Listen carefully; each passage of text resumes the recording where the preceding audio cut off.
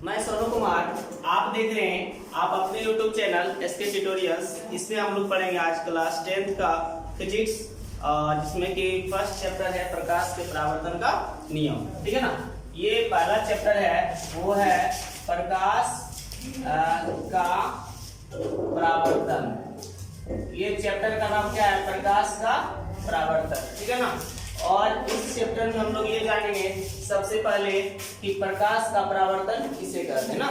सबसे पहले हम लोग क्या जानेंगे कि प्रकाश का परावर्तन किसे कहते हैं। ठीक है ना। तो देखिए, प्रकाश का परावर्तन तो हम लोग बोलते हैं reflection, REFLECTION, reflection of light, reflection of light. ठीक है ना। देखिए, इसमें क्या होता है, जब प्रकाश की किरण, ठीक है ना, एक माध्यम से चलकर दूसरी माध्यम के किसी सतह से टकराकर पुनः उसी माध्यम में लौट जाती है, तो इस घटना को प्रकाश का परावर्तन कहते हैं। ठीक है ना।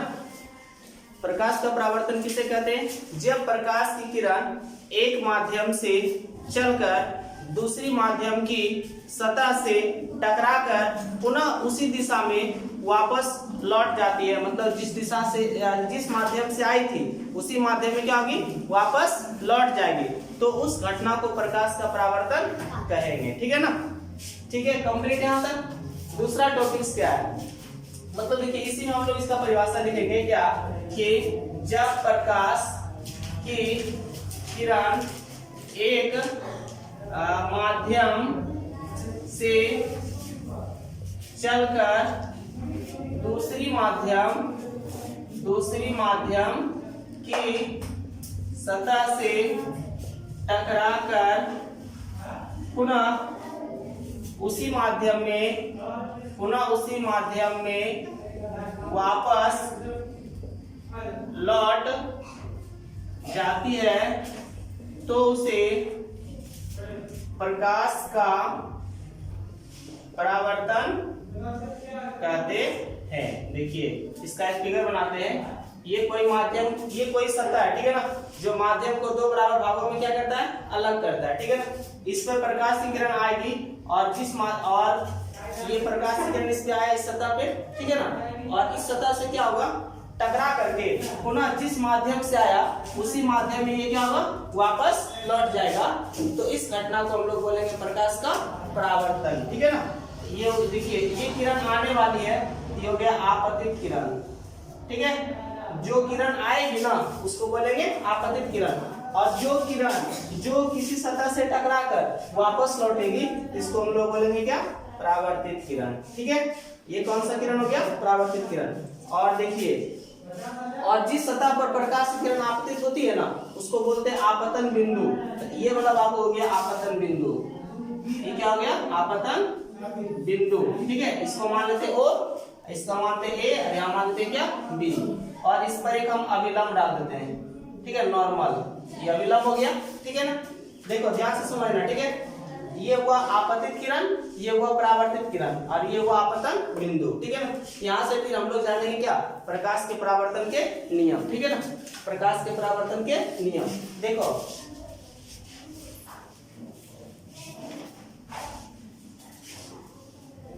अब ध्यान से समझना। ठीक है सब लोग।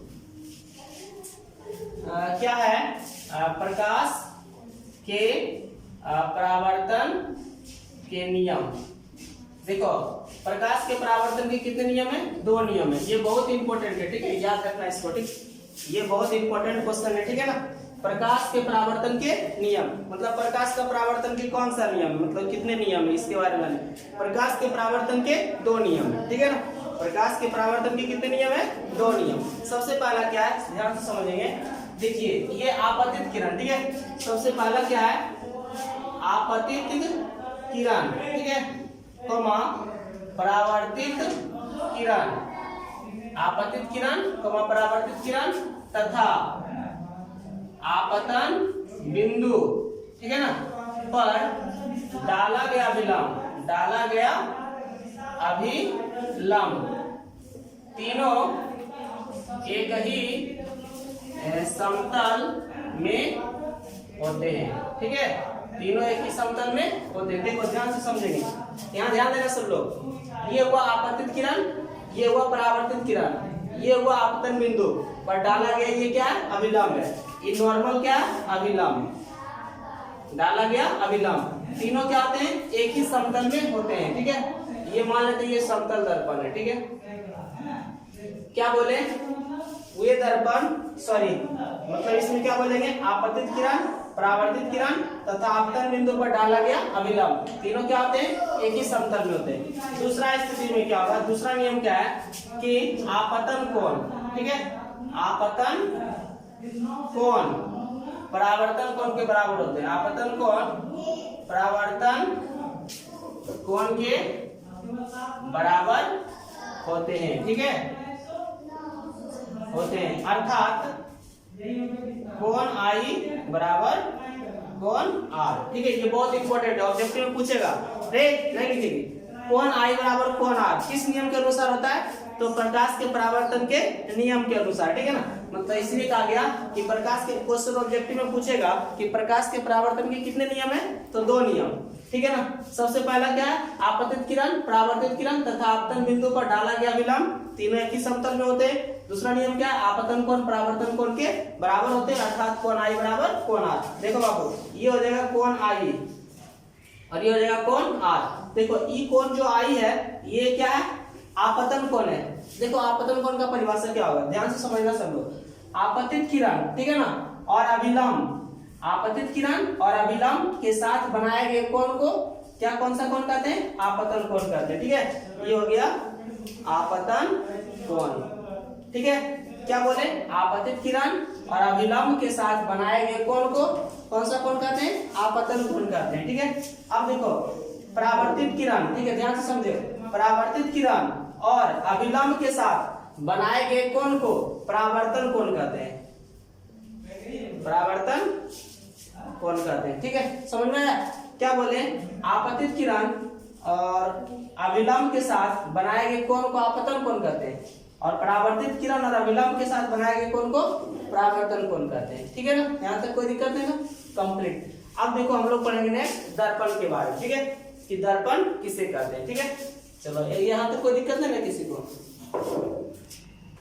देखिए नेक्स्ट हम लोग क्या पढ़ेंगे, दर्पण के बारे में। ठीक है ना, दर्पण क्या है, ठीक है ना, इसके बारे में हम लोग जानेंगे। दर्पण को हम लोग बोलते हैं इंग्लिश में मिरर, MIRROR। मिरर मतलब क्या होता है, दर्पण। ठीक है ना, दर्पण किसको बोलते हैं, वह चिकनी कलाई किया हुआ ज्यामितीय सतह, ध्यान से सुनना सब लोग, वह चिकना कलाई किया हुआ ज्यामितीय सतह, ठीक है ना, जिस पर सभी आपतित किरण क्या हो जाए, परावर्तित हो जाए। ठीक है ना, वह चिकना कलाई किया हुआ ज्यामितीय सतह जिस पर सभी आपतित किरण क्या हो जाए, परावर्तित हो जाए, तो उसे हम लोग क्या कहते हैं, दर्पण कहते हैं। ठीक है ना, और यह जो दर्पण होते हैं यह 2 प्रकार के होते हैं। यह जो दर्पण होते हैं ये कितने प्रकार के होते हैं, 2 प्रकार के। सबसे पहला क्या है, समतल दर्पण।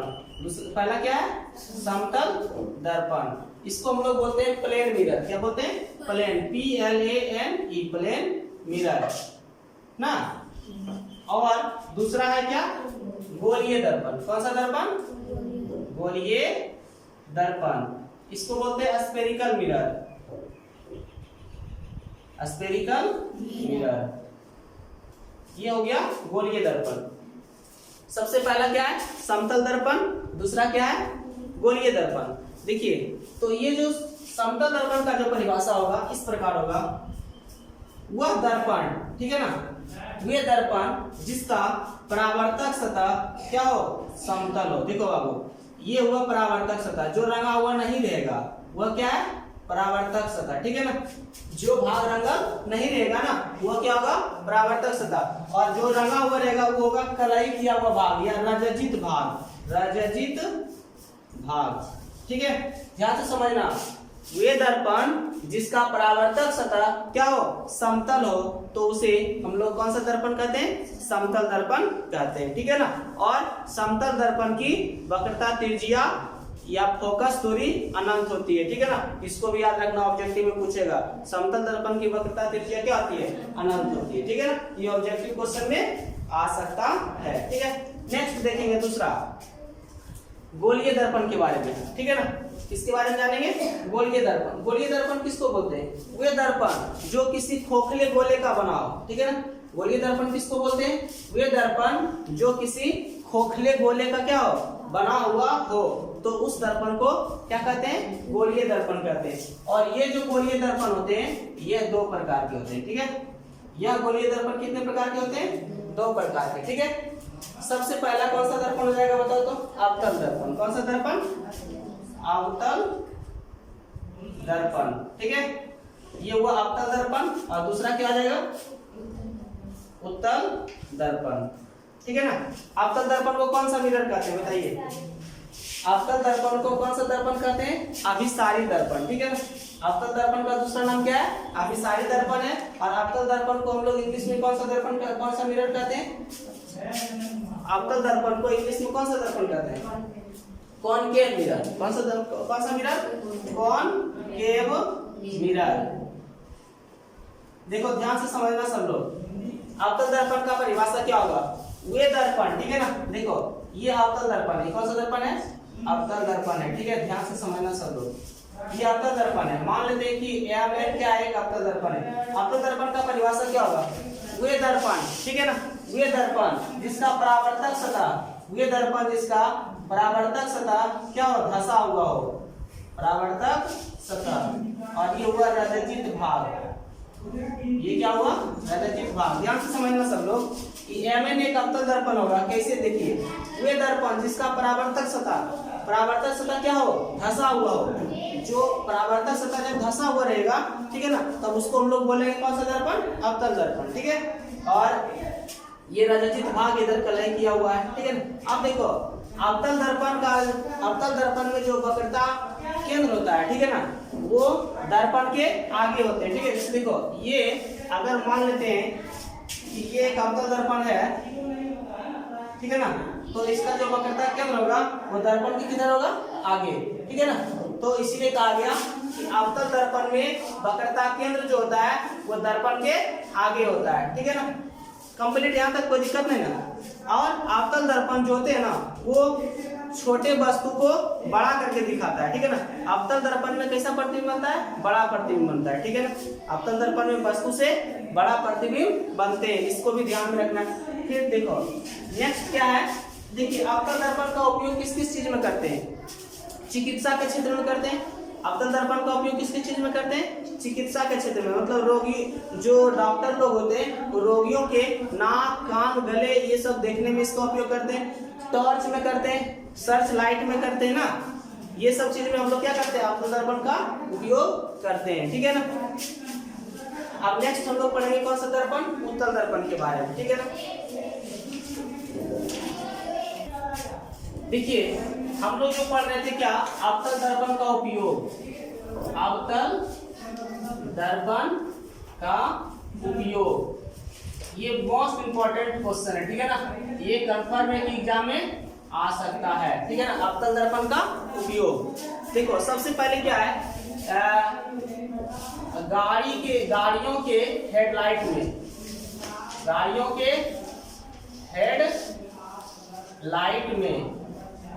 के हेडलाइट में इसका उपयोग किया करते हैं, ठीक है ना। दूसरा क्या है? दूसरा है रोगियों के नाक, कान, गले इत्यादि को देखने में, ठीक है ना। इस सब में हम लोग इसका उपयोग करते हैं। तीसरा स्थिति क्या होगा? तीसरा में किसका उपयोग करते हैं बताइए?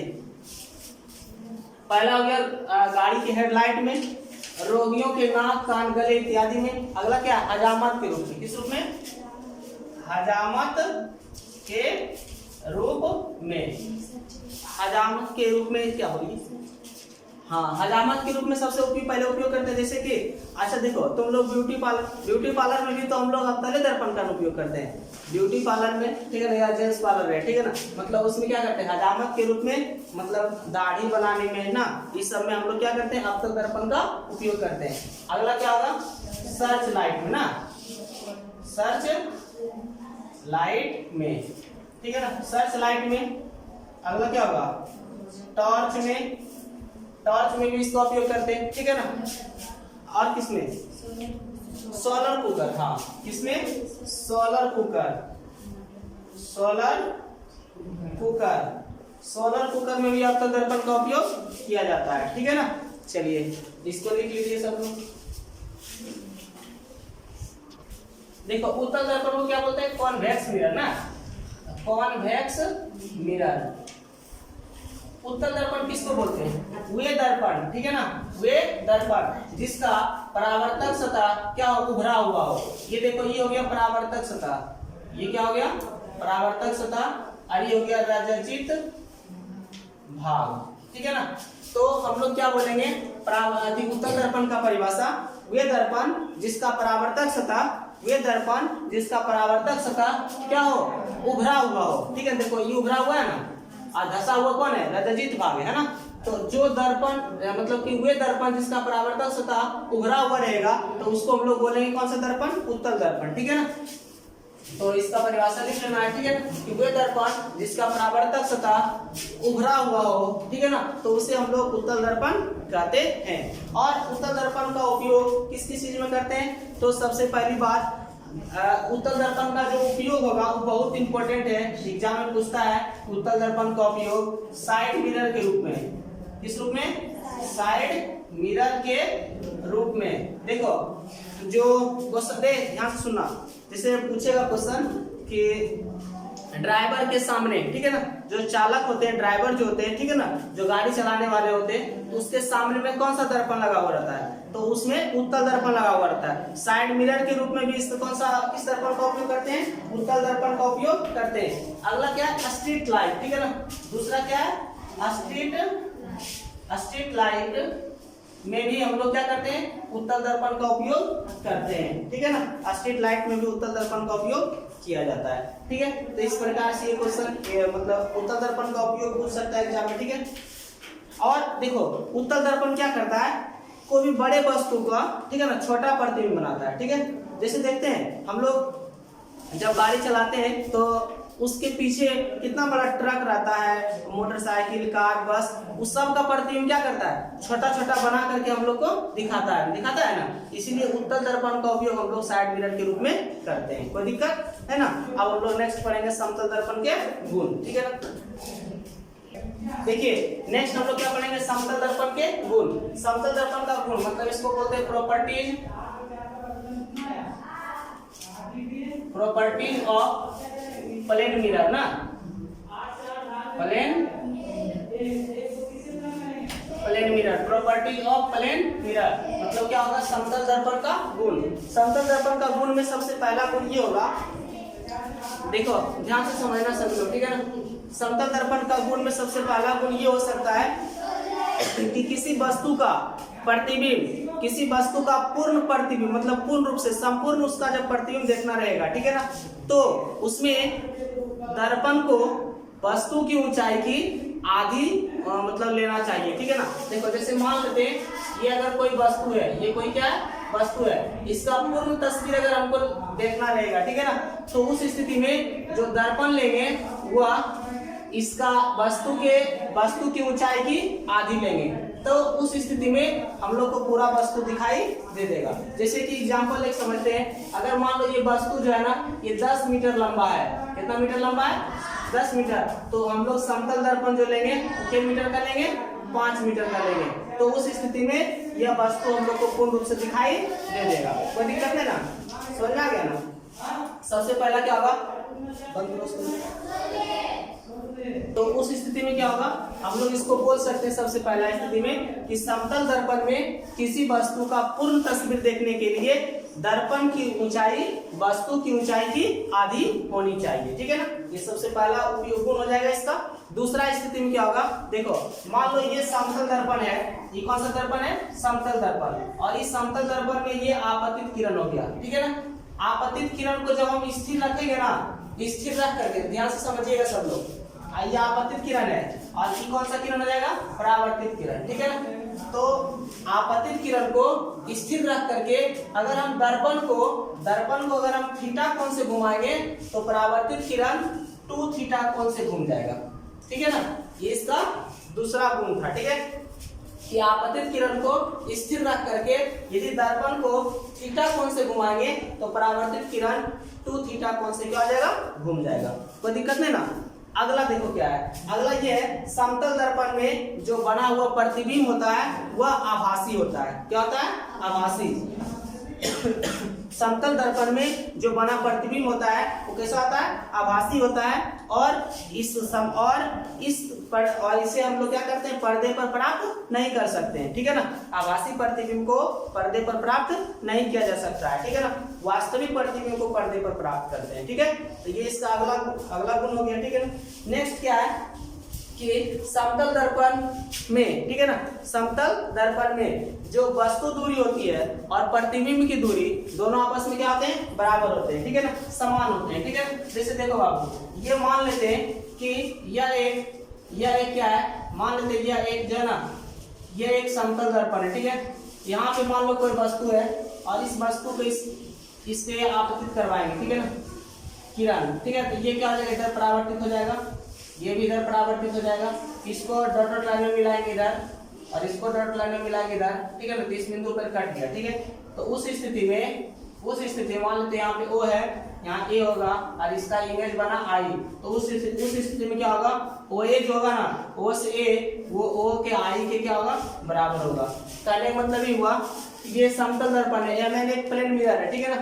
और इससे जितना दूरी पर अगर वस्तु है, ठीक है ना, O से A दूरी पर अगर वस्तु है और O से I पर प्रतिबिंब बना, तो उस स्थिति में O से A की दूरी O से I की दूरी के क्या होगा, बराबर होगा। कहने का मतलब ये हुआ कि समतल दर्पण में जो जितना दूरी पर वस्तु रहेगा उतने दूरी पर क्या होगा, उसका प्रतिबिंब बनेगा, ठीक है ना।